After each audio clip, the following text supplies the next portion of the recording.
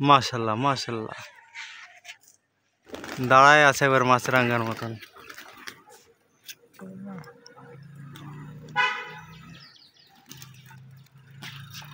ও fine, আরেকটা মান নিচে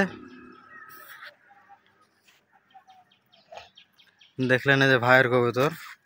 বাড়ি সেল দেবেন ভাই? দামে দর হলে সেল দেবেন তো নাকি? বললে বলেন, সমস্যা নাই। কবুতরটার চেহারাটা দেখাই।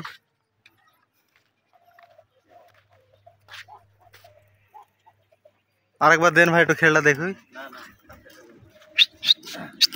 দেন একটু ঠুকা দেন, ঠুকা দেন ভাই,